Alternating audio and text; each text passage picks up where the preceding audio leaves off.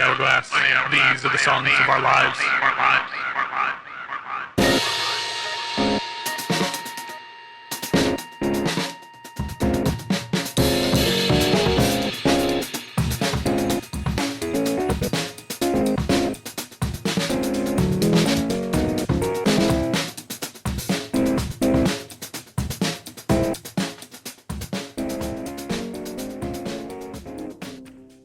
Hello and welcome to the latest episode of Songs of Our Lives. I'm Brad Rose. I am an artist, a composer, a writer, the founder of Foxy, Digitalis, and someone who thinks about music and sound far more than is healthy. Each week, I invite on a guest to talk about the songs and the music that has meant a lot to them and left its mark. Previous guests include Maurice, David Grubbs, Ilyas Ahmed, Claire Rousset, Jalen. The list goes on. But this week, I have an actual beam of light on the show. I don't know. But it's Thor Harris, who, doesn't need much of an introduction. Thor's a legend, and I'm so excited to have him on. I'm a huge admirer of all that Thor does. I first, like many people, I think, became aware of him when he was playing for Swans. And it's, then the more you learn, the more he does. It's awesome. And so the sort of occasion of inviting him on the show was Thor and Friends, which is his really awesome ensemble. There's so many people in it. I'm not going to name all of them because I think there's like 12 or 16. Well, more because there's also like a choir, the Unwound Singers, Unwound Sound Singers. Such a great name. They've got a new album called Heathen Spirituals, which is out on Joyful Noise on May 16th. And what a delightful album it is. It's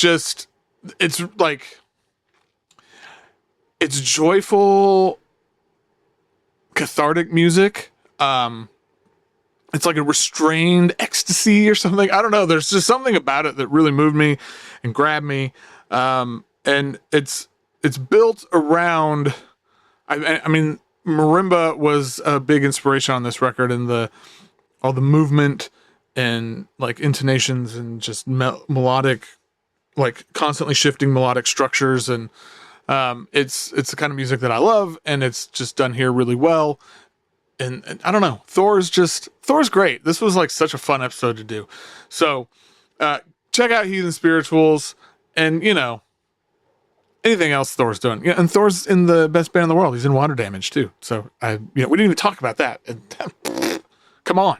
All right. Yeah, this was a hell of a lot of fun. I hope you'll enjoy it.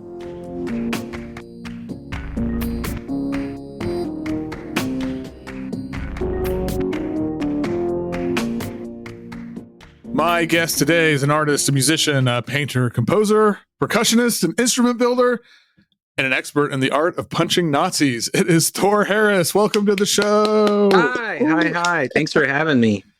So the new Thor and Friends album, Heathen Spirituals, which I love that title, by the way, really fantastic. Thank you. Comes out here on May 16th on Joyful Noise.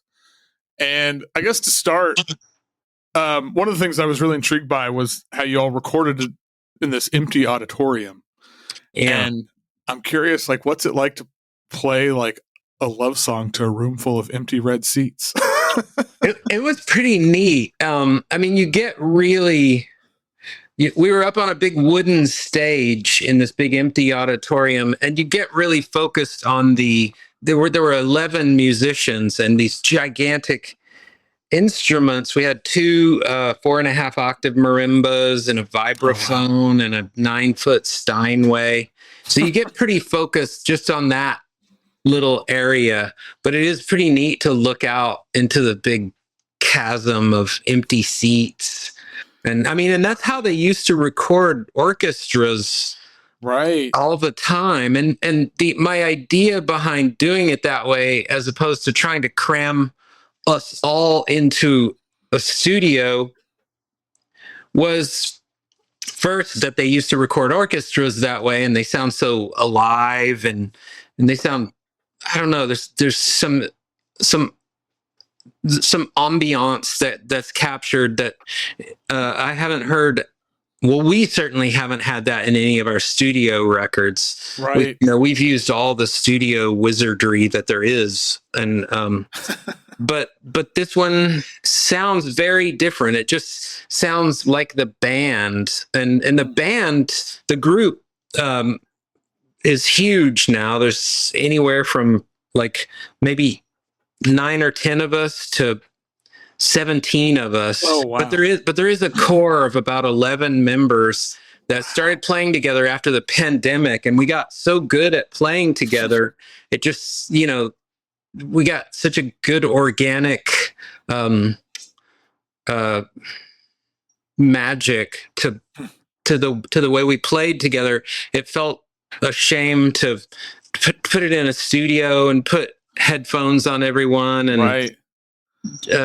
Yeah, so it just seemed like the way to do it. And we had access to a big empty auditorium because our violin player, Travis Weller, works for University of Texas. And so he has access to all these big music halls.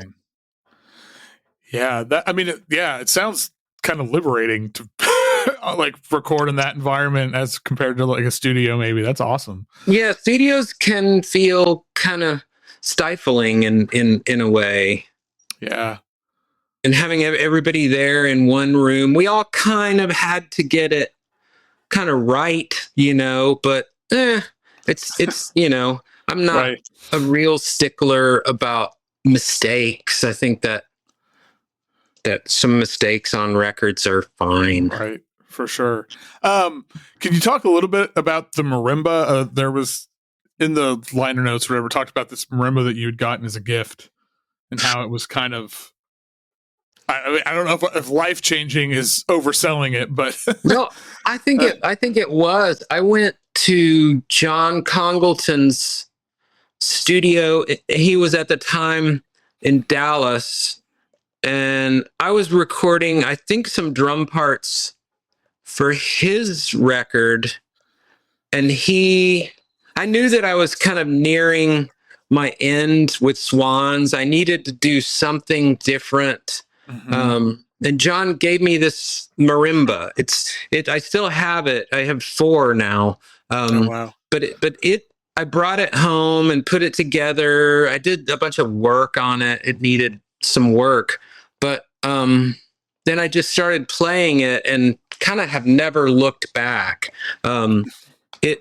Because I could already play vibraphone, and I have been a percussionist since I was about 9 years old. But I never owned a marimba before that. I just sort of plinked around on them when I had access to them. But to have one in your house really is a game changer. And pretty quickly, like there had been a band called Thor and Friends before we put together that ensemble that ended up making the first Thor and Friends record. But pretty quickly after adopting that marimba, marimba became like the central part of that band. It just seemed to be the wellspring from which it all flowed. Yeah. I also really like that, like this description of your favorite music is doodles. I thought that was really intriguing and something I related to. And I'm kind of curious how and like, to me, that gives me a feeling of like playfulness and spontaneity and stuff. And I'm curious how you kind of foster that within a large ensemble like this. Yeah. So that idea that I've been thinking about for, I don't know, at least 10 or 15 years was I noticed that when a group of musicians sets up to rehearse or to play a show or whatever, and maybe there's some dead time before the band leader arrives or before the pressure is on or whatever. Yeah. Musicians will sort of do these things. They'll just start playing together. And if there's like low or no stakes involved, there's like a real sort of playfulness about about what they'll do. And it's not very self-conscious. It's not very ambitious. It's just, we're just playing because we love these instruments that are in our hands, and we're just playing because we love to play. I mean, the very word play sort of indicates this is just for us. And it's just like when you're stuck, say, in an office and you have a pen and you have endless paper, the drawings that you do are just going to be interesting in a way that your other work in that office is not going to be. Totally. So I thought, what if we had a band that was just dedicated to harvesting that energy, the energy, and yes, there are forms in Thor and Friends. There are sort of structures, but there's a lot of room within those structures for the entire ensemble to go off its rails and go somewhere different. Or certainly for any individual play. Like, I encourage, like, any of the players, look, if you want to start playing in a different time signature in the middle of this, please, by all means do. You'll find your way back to us, you know. And that's so great. Yeah, I was earlier this month, I got to play as part of Tetsuya Nakatani's Gong Orchestra. Wow. I love Tetsuya. Oh man, it was top 2 or 3 like sound related experience I've had in my life. It was so incredible. Wow. That's so I'm so glad you did that. Yeah, it was. Me and one of my friends who was also in it afterwards, we looked at each other and it's like, I think we just opened up a portal to like another dimension, like through this performance. Wow. Tetsuya Nakatani is a portal to another dimension. That is, yes, nailed that. That dude, I mean, to talk to him is magic. To see him play is magic. His whole life. Yes. He's that guy is, man, he is he's a spiritual hero of mine. Yeah. I saw him and I love that he played solo first, because I'd seen him play solo a couple years ago, which again, one of the best live perform, and it was in someone's garage, which again, it was unbelievable. Yeah. But I was thinking about, like, when we first all got there and we're kind of testing out the gongs and trying to figure out which ones felt right to us. It had that, like, those moments, I still remember them, how there was just this lightness to it that, you know, the doodles, it was like, oh, I wish I had pulled out my phone and just recorded us doing that, because it was wonderful. Yeah. It's like that sort of spirit of exploration. Yeah. And like low stakes, just experimentation. Yeah, Tatsuya, he's a shaman. Yeah, every opportunity I ever get to do the Gong Orchestra, I will do, because I was so sore the next day from bowing that like 4-foot gong for an hour. With a big bass, or with one of his bows. With one of his bows, yeah. And it was just, it was incredible. Anyone listening, if you ever get the opportunity to do the Nakatani Gong Orchestra, you will not regret it. Yeah, or at least listeners out there in podcast land, please go see Tatsuya Nakatani. If that means just watching YouTube's play solo, you are in for the musical treat of your life. And you've never seen a musician. If you haven't seen Tatsuya play, you've not seen a musician like that. There's only one of that guy. There's only one of that guy. Absolutely.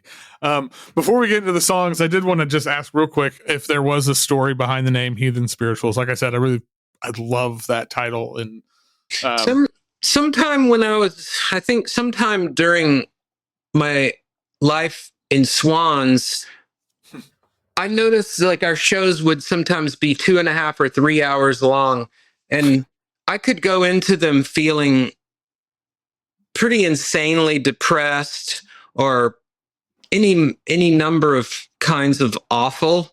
But at the end, somehow I felt spiritually cleansed. I might feel exhausted, but there was something about doing that thing for that long that changed changed my insides.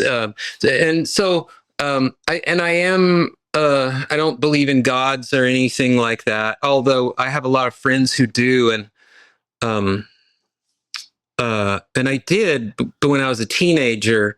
But I think that the reason that we play, and I sort of was speaking for the whole group when I chose that title, is like we started playing together, this 11-piece group, right after the pandemic, and after we had like the stupidest president of our lifetimes for 4 years. This was the first Trump presidency, and we were just coming out of our hovels, just starting to play together again because we were vaccinated, and we really were and still are doing it for our own salvation, our own, because in a band that large and with people from diverse, we're all different ages. I'm 60. The oldest member I think is 63 or 64, and we've had members as young as like 16. So there's a wide age range and a lot of different races and sexual orientations in the band, but they're all, as far as I know, atheist or agnostic. There aren't any evangelical Christians in our band, and so that's why I called us all heathens. I love it. And spiritual, just because we're here to for our salvation. And I mean, the idea was like, let's make music that everyone who's making it gets a lot out of doing it, where it doesn't become so rote that we're just sort of showing up because we have to. And then if somebody happens to like the music, that's all the better. But it's mostly a spiritual practice as opposed to us being entertainers. Yeah, that's awesome. Which I love that kind of music too. I love entertainers. Well, that's a good segue here, especially for the first question. So we're going to go down the list here, and as always, I'm going to start with, what is the first song that you remember? I do remember. I am going to probably, if you tell me the questions, I'm going to remember my answers. Beautiful. And my answer was "I'll Be There" by the Jackson 5. And I think that my sister had that record probably around 1971 or 2 as a 45 RPM record. And we had a little stereo in the living room, and me and my sister would play that record, and she's 7 years older than me. So she was hipper than me. I was just a little kid, and she would have been maybe 13 at that point. And I just loved the Jackson 5. Like my first musical memories were all of like Motown, soul, R&B kind of stuff from the early 70s. That's what was on the radio. Right. Yeah. I'll Be There. It doesn't get much better than this. Like, it's what a song. Yeah. And, to be one of your formative memories. That's awesome. What's a song? So this one you didn't have an answer for, but I thought that was interesting. A song that makes you cry, or like, is there a song that makes you feel like that type of way, maybe if it doesn't actually make you cry? Or does music just not do that, get you there? No, music certainly has at different times in my life made me cry or gotten me to that sort of gut-wrenching place. And I know that this is kind of this is an answer to a later question, but "Dust in the Wind," because it's so the song by Kansas, because it's just so unapologetically hopeless. That song kind of does that for me. There's no redemption. There's no no, this is it. There is nothing. There's no hope. Right. All we are is dust in the wind. I mean, it doesn't get much more. Yeah. That's great. Yeah. Gosh, that was yeah, I remember learning to play that on guitar when I was very young. Wow. Yeah, you must have been a good guitar player. No, I didn't play it well. But I can remember playing like, yeah, I couldn't play it now probably because I don't play guitar as much, but do you think of yourself as like a crier? Let's see. Well, I have gut-wrenching clinical depression, and so I do certainly cry on the inside, but one thing about having depression, you sort of learn to fake it and get by in the world, and you know, there are people around people with whom I really trust. I talk about depression, you know, because I don't want to go through it alone, and I certainly don't want anyone else to go through it alone. Right. So I'm vocal about it. I talk about it, but out in the world, I do a fair amount of just faking it to just because I feel that I don't want to bring everyone I come in contact with into that world of misery.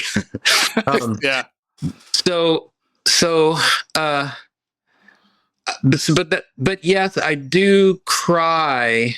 But it's often at, you know, the places you would think, like my friends' funerals. I have a lot of friends and, you know, loved ones that are a lot older than me, and so I go to their funerals, and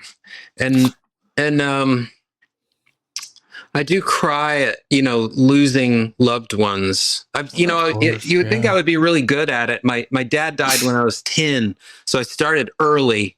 But I don't know. It just still it's just like, my God, I can't believe I can't text him anymore. His number's still in my phone. Why can't I call him? This is just such an injustice.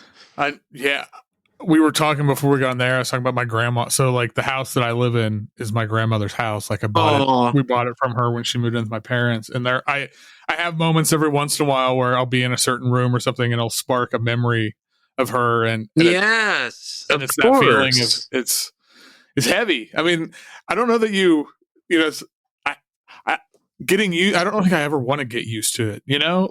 Yeah. Then I'd be like, geez, am I dead inside? Yeah. I mean, I guess like my mom died in 2017, and I think I've sort of processed that grief in a much more healthy way than I did when I was 10 when my dad died. But yeah, there's not really any exactly getting used to it. Yeah, it's part of life. I mean, it's well, to brighten spirits a little bit, what's a song that puts you in a better mood? Man, you know, there's so many. That Daft Punk record. What is that one called? There's the last Daft Punk record with the one with the live band, Random Access Memories. Yes. That record, like almost any song on that record puts me in a better mood. What was my answer on this? Kraftwerk's The Model. Okay, almost anything by Kraftwerk will just like lift my spirits. Did you know that those guys, there's really just two guys in Kraftwerk that were full-time Kraftwerk players, Florian and Rolf. They were both like percussionists mostly. One of them played flute pretty well, but they were classically trained percussionists. Wow. I mean, and in some ways it makes sense. Like I can see that when you think about the sort of rhythmic quality of their music and like the way they use synthesizers, that makes a lot of sense. But that is still, when you think about their senses of melody and stuff like that, it's pretty remarkable. Yeah. That's kind of if I have to pick a favorite band in the world, it's Kraftwerk. Yeah, I love Kraftwerk, and I love this song. Like the model, there's so much to love about this song. Like the synth lead is just gets in your blood. Yeah. And it's kind of silly, but it's not corny. Like it doesn't, And so I don't know. It's kind of funny, but there's also something kind of menacing about it. Yeah, yeah. It somehow rides this balance so well that and I one of the things I always love about it is how like they're musically it feels so pristine and like almost perfect in a way, but then like Rolf's vocals aren't, and I think like I love his vocal, but I mean it's like that again, those sort of counterbalances that it just one of the greatest bands ever. Exactly. Yeah, he's decidedly not like he doesn't have some beautiful voice, and the lyrics are just weird and that band so good. That band just couldn't be more perfect for me. Yeah. Well, speaking of perfect, greatest of all time, what is objectively the greatest song of all time? Well, I think that my answer on this was Steve Reich, Music for 18 Musicians. And the reason I'm saying this, dear listeners, if you've never heard that piece of music, maybe it's like too much of a mouthful to bite off at one time because it is an hour long. But what I love about it and why I think it's the greatest recording, and this is just me. It starts so I love prog rock because of the time that I grew up, and prog rock helped me to develop my musical skills. It demanded that I develop kind of almost superhuman musical skills because that music is difficult to play. Yeah. I grew up thinking I wanted to be a prog rock star. Well, by the time I grew up, prog rock was just laughably over. Nobody wanted to hear that anymore. But what Music for 18 Musicians has that prog rock doesn't have is it starts in this one place, and without a jarring chord change or anything, like that's what people hate about prog rock. It's just so jarring from one thing to another. It's like the zigzag.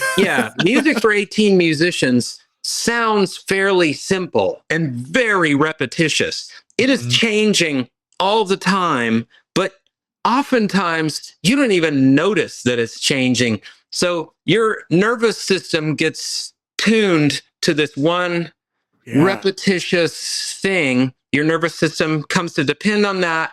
Then something has changed, but you haven't even noticed it. So it's like gently kind of delivering you through these different movements. And there are movements. Like if you've looked at the music for it, it's there are a lot of different movements, and they even have names. But I just love music like that.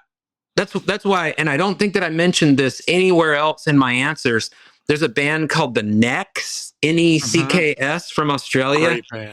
Great band, and that's my favorite live band right now.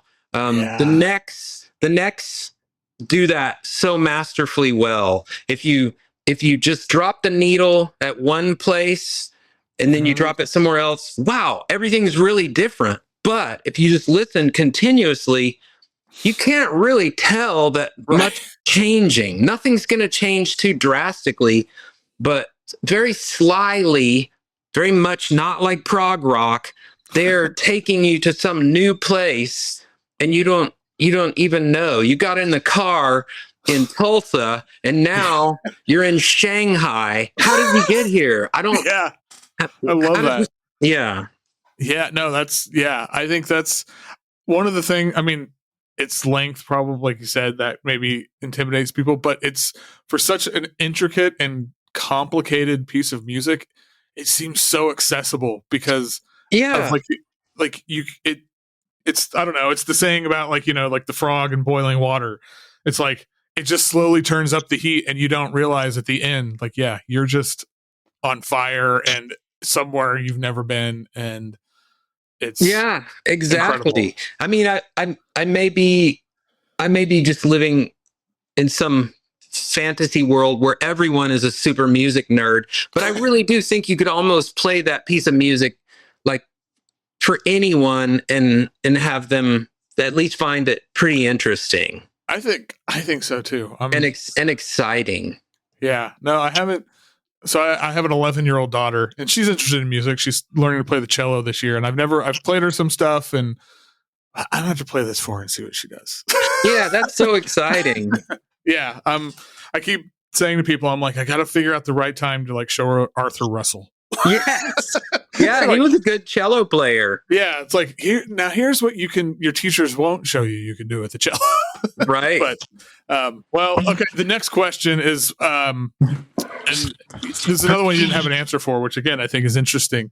Is a song you used to love but you heard it recently or think about it now and it doesn't really do it for you.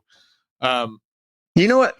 I was really racking my brain, and the thing about it is about this question for me, most of the music, even if I do come to realize this is a truly horrendous song, like those of us who grew up in the 70s, we like Kiss, the band Kiss. Sure. Now their music is really stupid.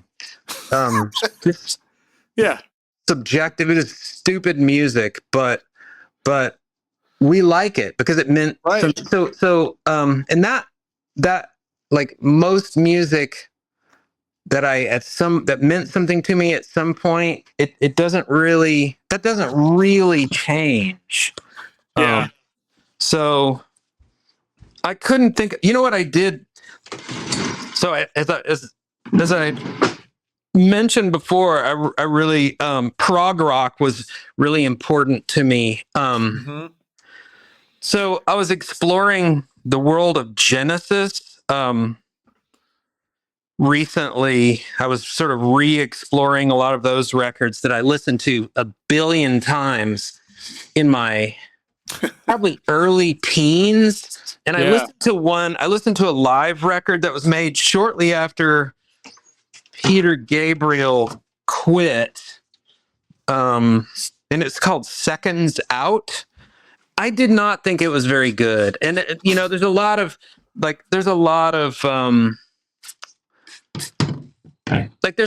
of things to not like about prog. Sure.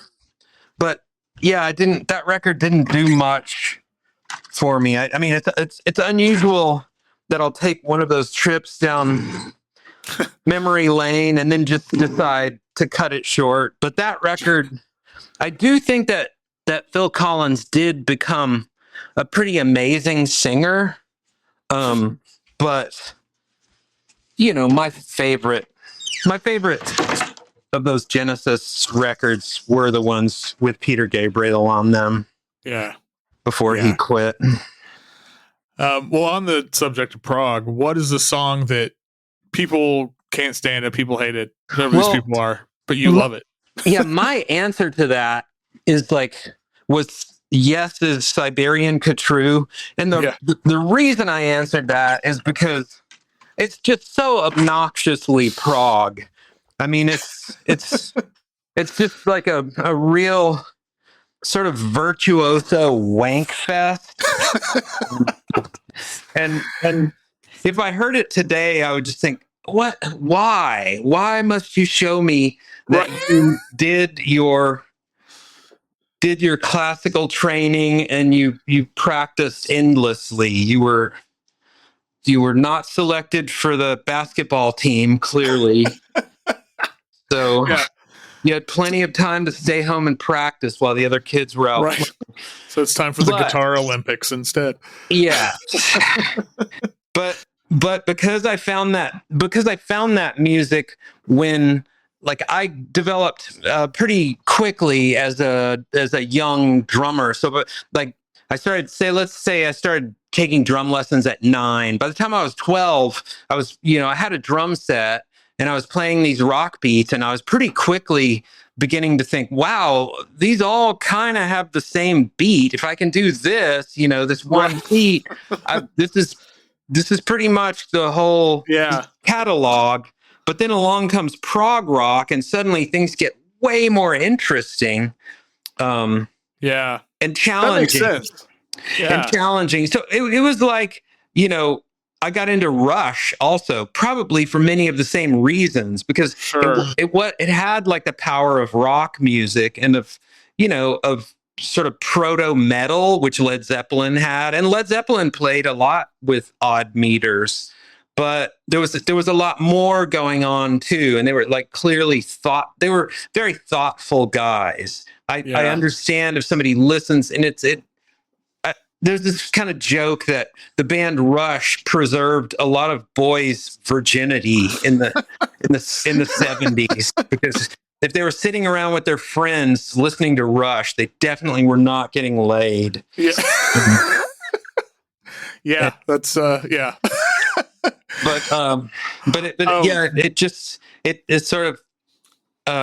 It sort of made me, I don't know, it kept me studious. It kept me No, it makes sense. striving to get better at my instrument. And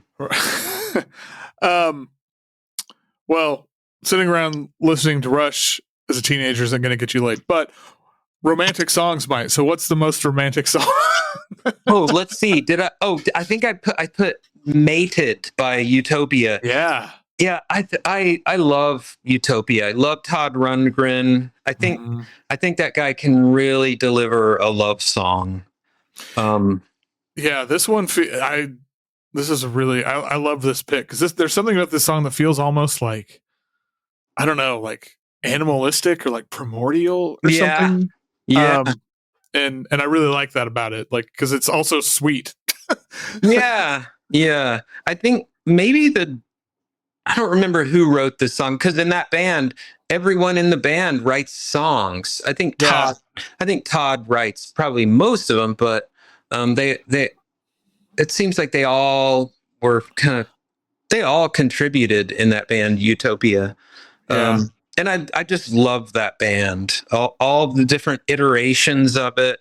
And that record, it's called POV, as in like point of view. It came out around, I think, 85, and it's just a gorgeous record.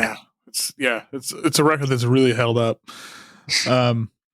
What is a song that changed your perspective on an artist, either for better or for worse? I love this question. So my answer was North Star by Robert Fripp. And the reason, now I have all the respect in the world for Daryl Hall, the singer. Of Hall and Oates, but from where I was in the late 70s, Hall and Oates were so ubiquitous on the radio. Right. It was just that music was thought of as like wallpaper. If I visit it now, I think, oh my God, this is such well-crafted pop music. I can because it doesn't sound like what is pop music now.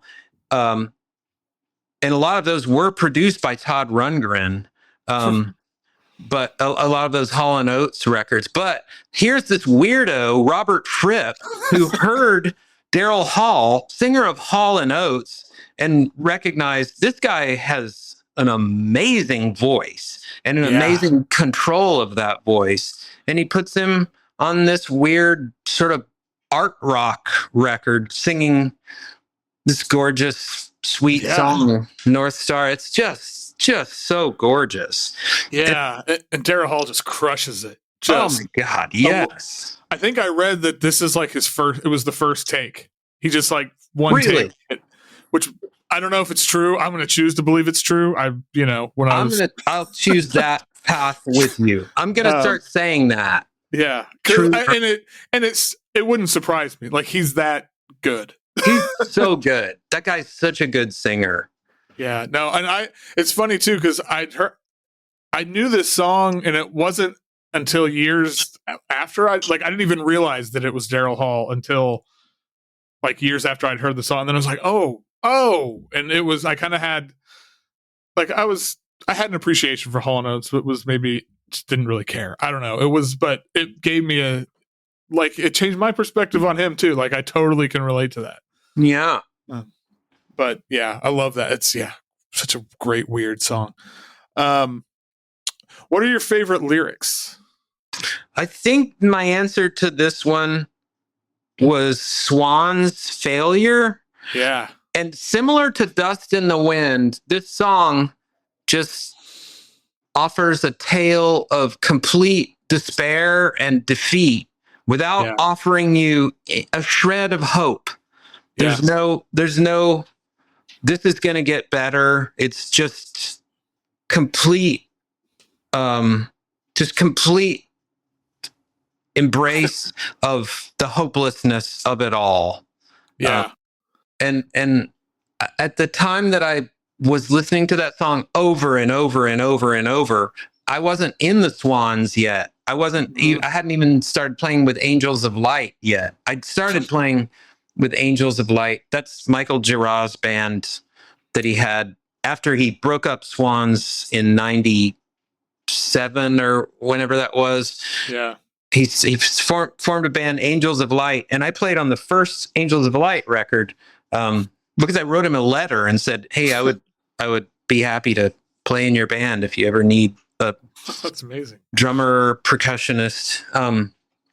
But that song is just such a deep dive into just complete despair. Yeah, I think it's relentless. Yeah, it's relentless.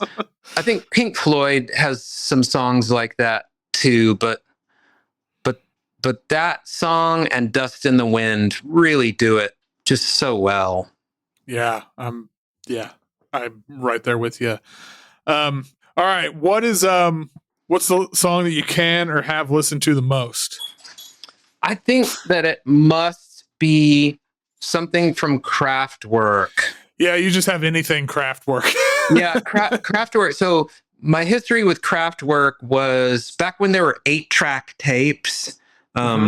For those of you too young to remember, an 8-track tape was a kind of cassette tape in that there are reels and they're in a little plastic box. This plastic box was about 1 inch by 4 inches by, let's say, 8 inches, and you would slide it into a slot, and there were 4 different programs. Yeah. Anyway, for some reason, I was at a junk sale with my mom when I was pretty young, and Autobahn came out on a red 8-track, and I just liked that it was red, so I bought it.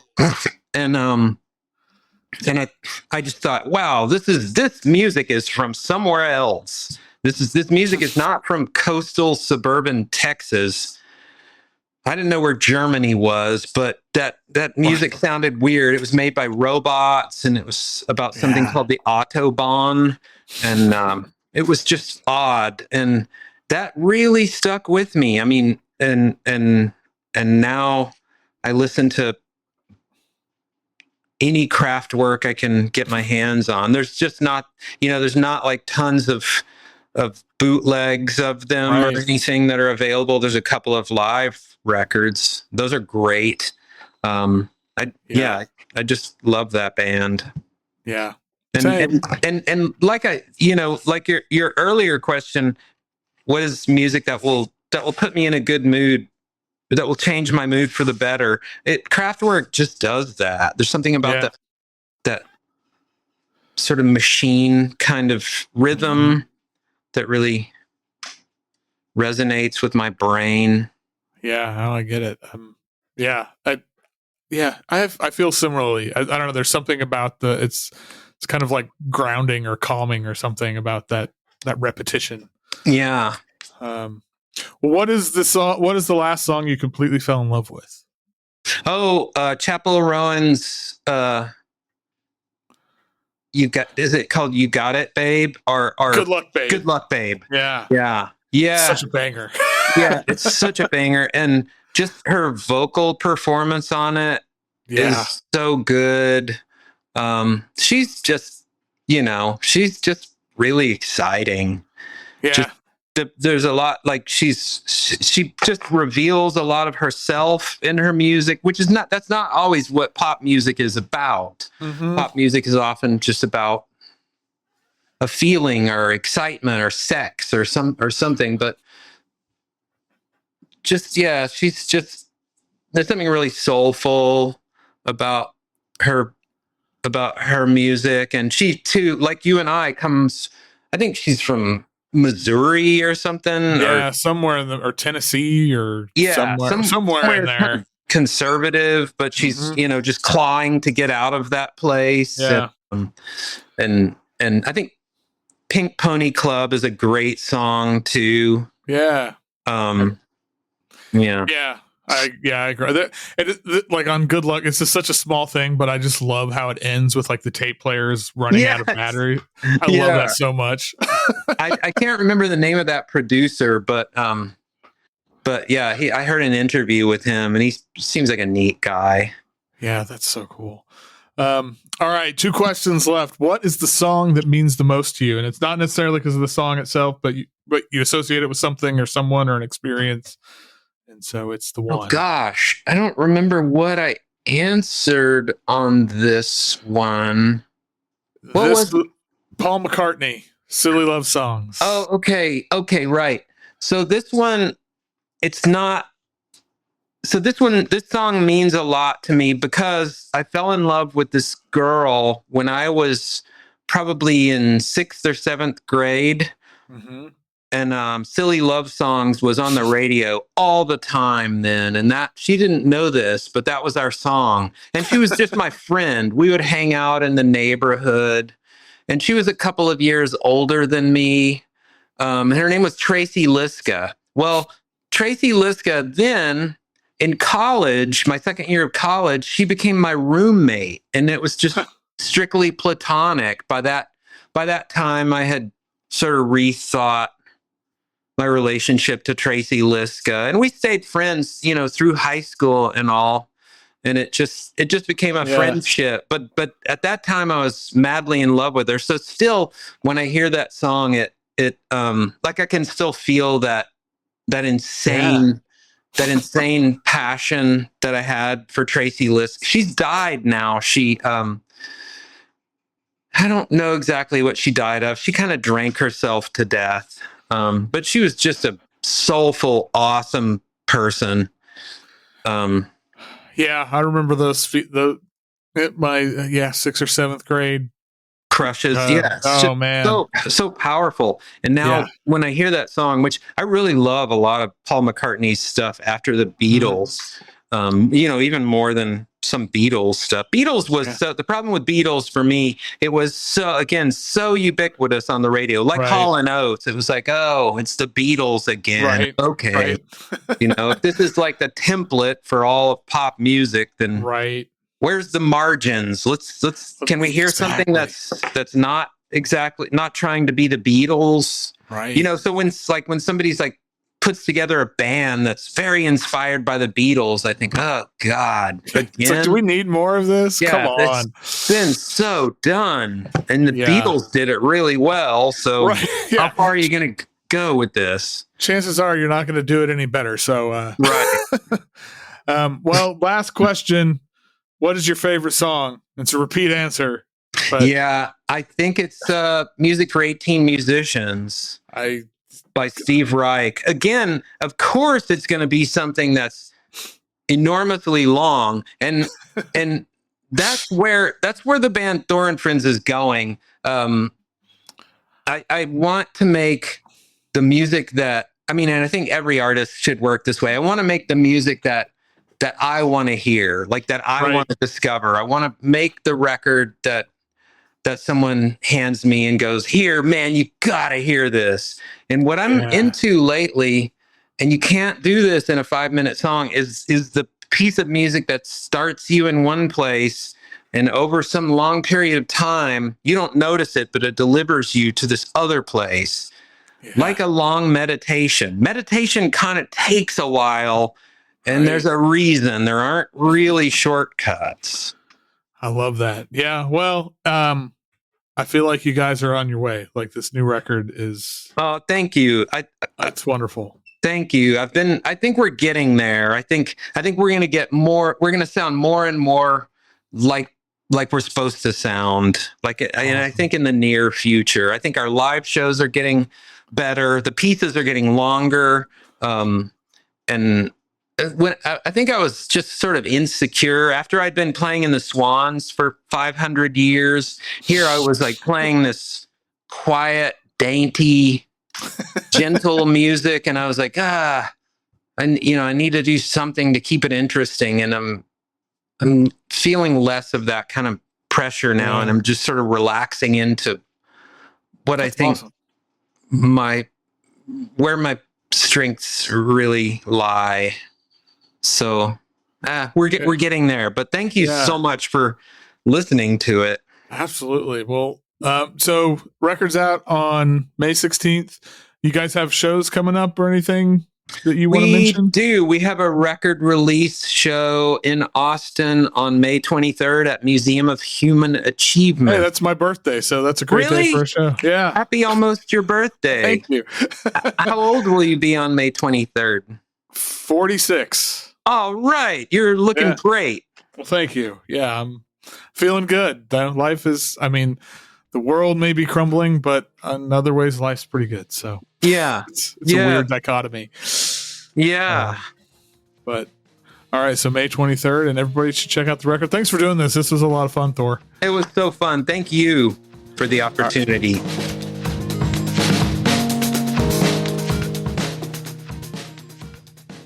Once again, thank you to Thor Harris. Listen to all his picks, the link in the show notes. Pick up a copy of Heathen Spirituals. Give it a listen. Out now, or out Friday, as of this recording, on Joyful Noise Recordings. And yeah, thank you all for listening. Of course, please leave a rating and review so we can engage with the algorithm. I don't know. Fuck over the algorithm. I don't know. The algorithm fucks us over, everybody. It's, let's be honest here. And if you really want to support the show, support the cause, Foxy Digitalis, if you like it, for as little as $3 a month, patreon.com/Foxy Digitalis, get you in the door, get you some fun stuff. And honestly, that ongoing support really helps keep things going. Thank you to everybody who's signed up. And yeah, that's it. Until next time, just keep on listening to whatever the hell you want.